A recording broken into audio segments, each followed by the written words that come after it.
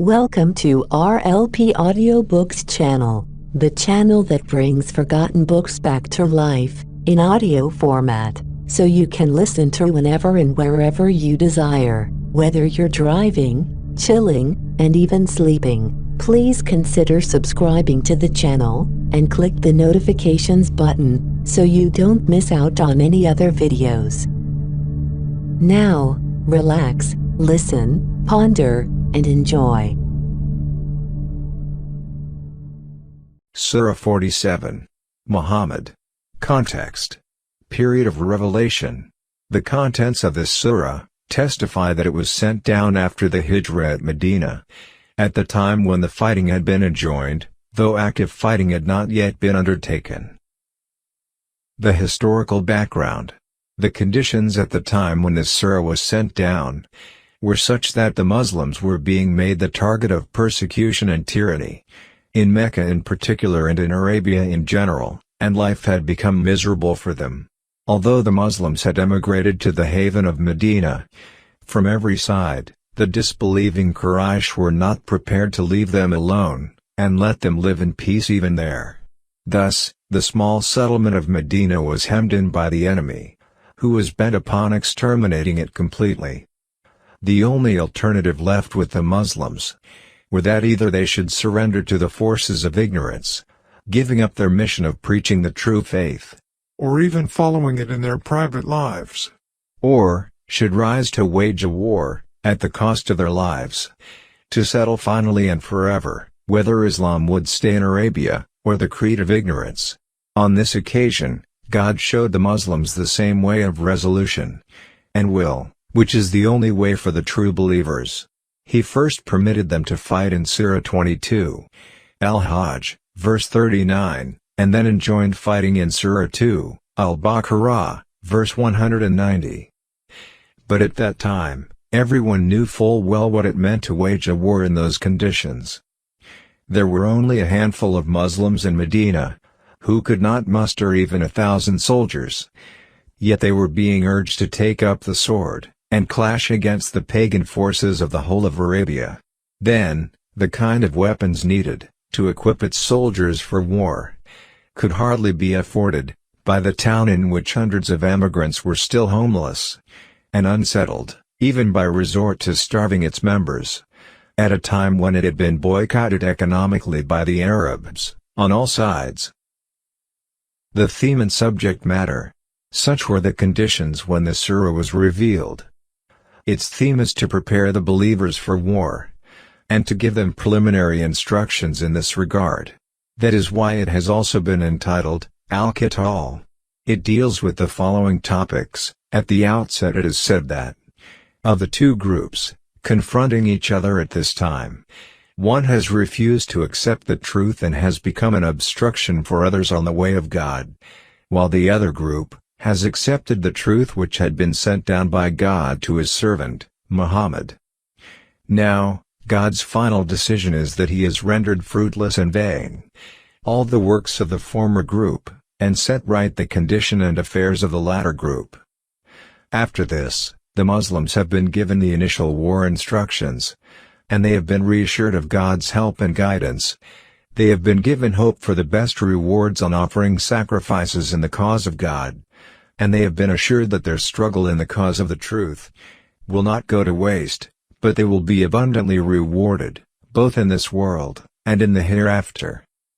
Furthermore, about the disbelievers, it has been said that they are deprived of God's support and guidance.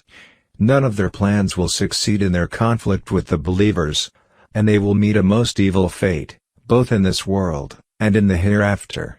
They thought they had achieved a great success by driving the Prophet of God out of Mecca, but in fact by this, they had hastened their own doom. After this, the discourse turns to the hypocrites, who were posing to be sincere Muslims before the command to fight was sent down, but were confounded when this command actually came down, and began to conspire with the disbelievers, in order to save themselves from the hazards of war. They have been plainly warned to the effect that no act and deed is acceptable to God, of those who adopt hypocrisy with regard to him and his prophet.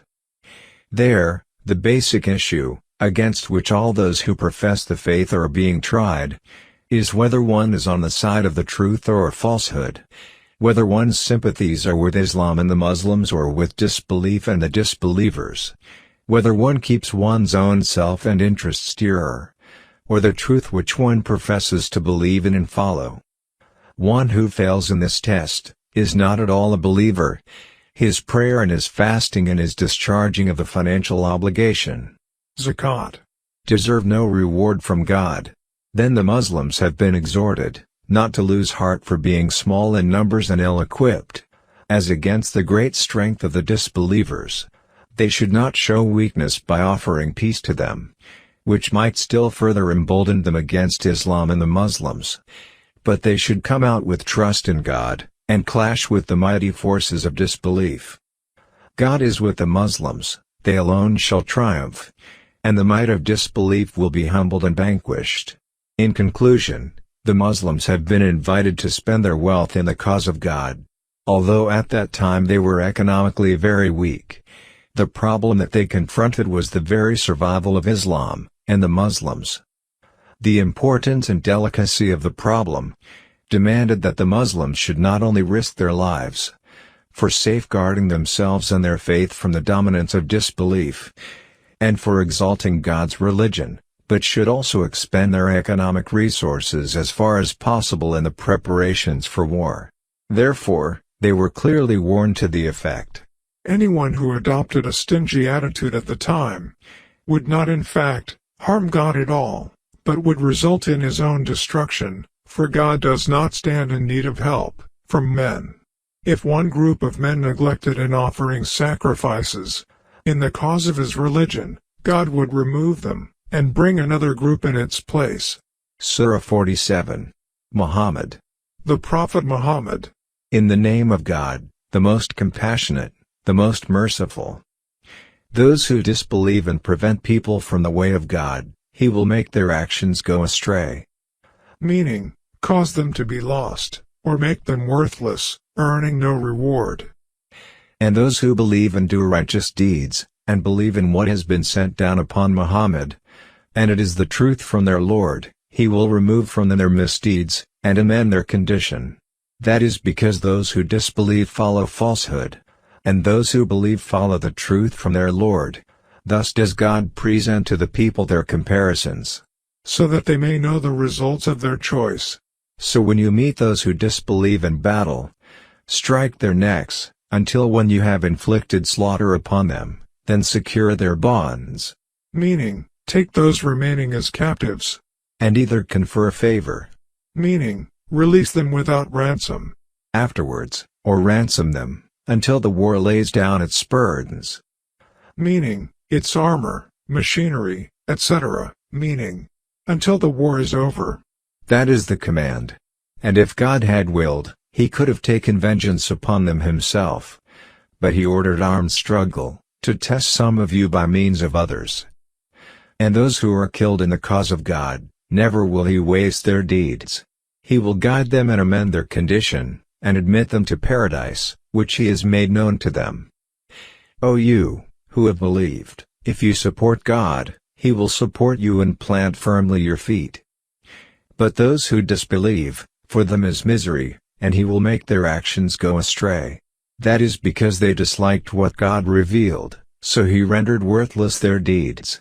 Have they not traveled through the land, and seen how was the end of those before them? God destroyed everything over them. Meaning, destroyed them and all they owned.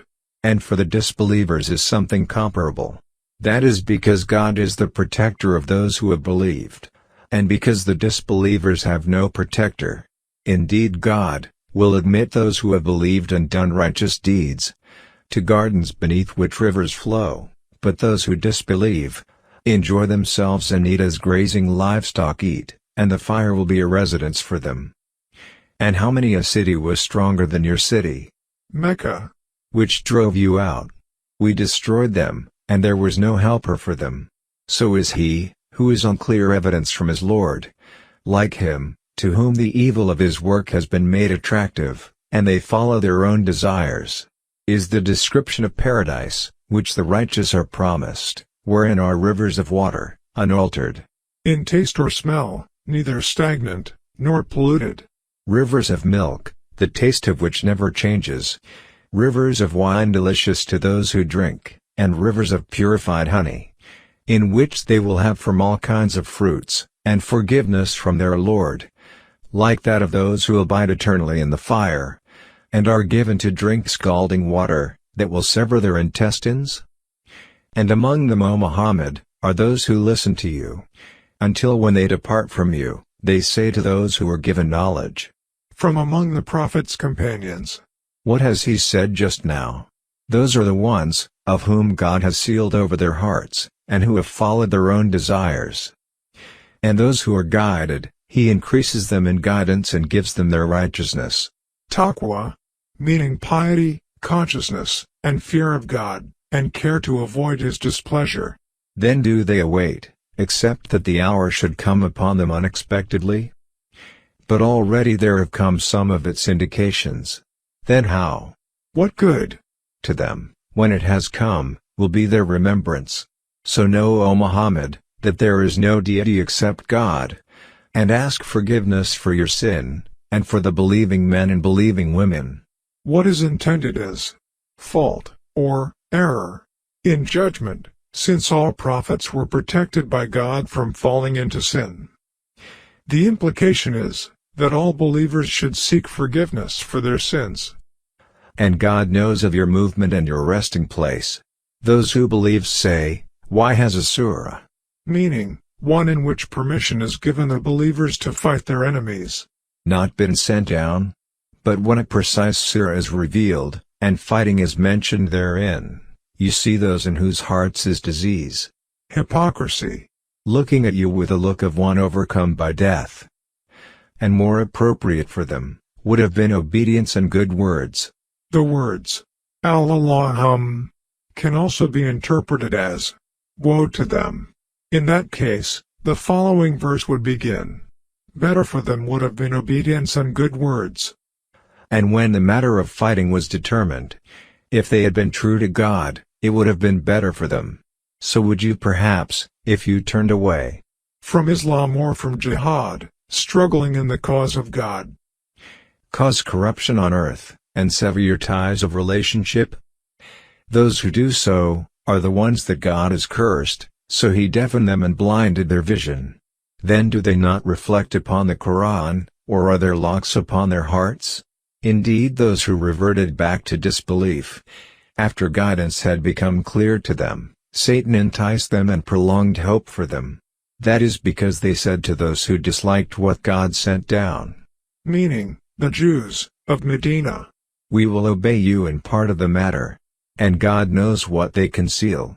Then how will it be, when the angels take them in death, striking their faces and their backs? That is because they followed what angered God, and disliked what earns his pleasure, so he rendered worthless their deeds.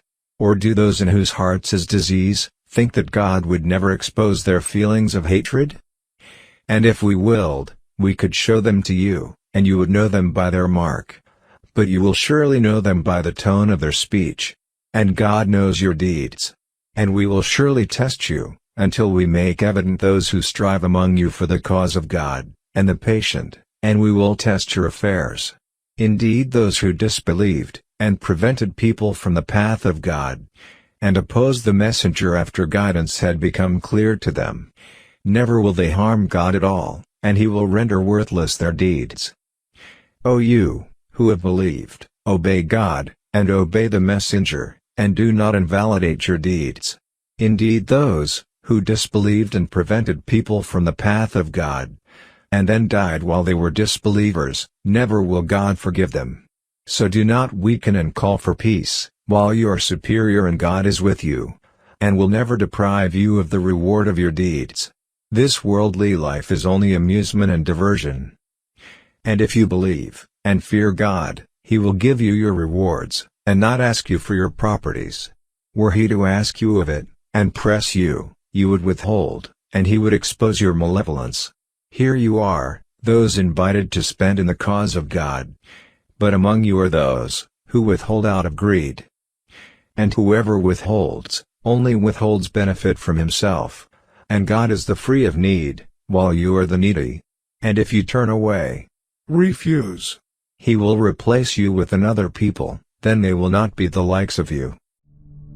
Thank you for listening. If you have enjoyed listening to this book, please give it a like, and consider subscribing to the channel, and click the notifications button, so you don't miss out on any other videos.